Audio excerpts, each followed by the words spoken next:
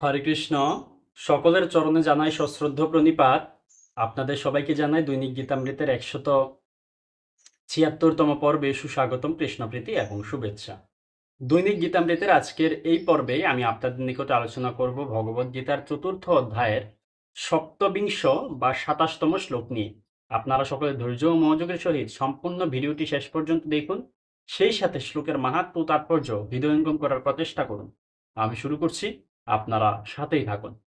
ওম নমো ভগবতে বাসুদেবায়। ওম নমো ভগবতে বাসুদেবায়। ওম নমো ভগবতে বাসুদেবায়। শ্রীমদ্ ভগবদ গীতা 4র্থ অধ্যায় জ্ঞান যোগ। তো শ্লোকটি হচ্ছে ভগবান শ্রীকৃষ্ণের। ওম সর্বানিন্দ্রিয় কর্মাণি প্রাণ কর্মাণি চাপরে আত্মসংযম যোগাগ্নৌ জুহ্বতি জ্ঞান দীপিতে।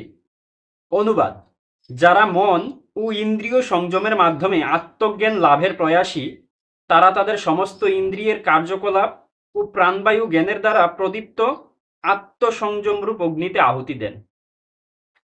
এই শ্লোকে ভগবান বলল যে যারা হচ্ছে তাদের মন এবং ইন্দ্রিয় সংযমের মাধ্যমে আত্মজ্ঞান লাভের প্রয়াসী হন বা প্রচেষ্টা করেন বা ইচ্ছা করেন, তারা তাদের সমস্ত ইন্দ্রিয়ের কার্যকলাপ, ইন্দ্রিয়ের যে সমস্ত কার্যকলাপগুলো রয়েছে, ইন্দ্রিয়ের যে বিষয়গুলো রয়েছে ও প্রাণবায়ু, এবং প্রাণবায়ুটা রয়েছে, আমাদের যে প্রাণ রয়েছে সেটি হচ্ছে জ্ঞানের দ্বারা প্রদীপ্ত, অর্থাৎ জ্ঞান দ্বারা প্রজ্বলিত হয়েছে যে প্রদীপ,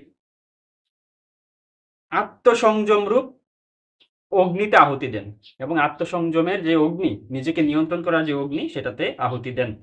ভগবান এই কথা বলল, এই বিষয়টা আমরা বুঝতে পারলাম। তো এই শ্লোক সম্বন্ধে শ্রীল প্রভুপাদ কি মন্তব্য করছেন, সেই বিষয়টাও আমরা তাৎপর্য থেকে দেখে নিই। তাৎপর্য: এই শ্লোকে পতঞ্জলি প্রণীত যোগ পদ্ধতির কথা বলা হয়েছে।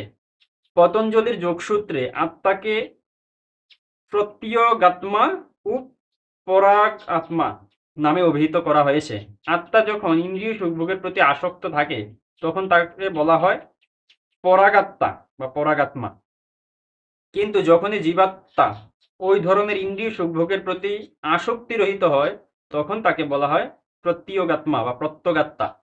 আত্মা দেহের অভ্যন্তরে 10 রকমের বায়ুর কার্যকলাপের অধীন থাকে এবং নিঃশ্বাস প্রশ্বাসের ক্রিয়ার মাধ্যমে এটি অনুভব করা যায়।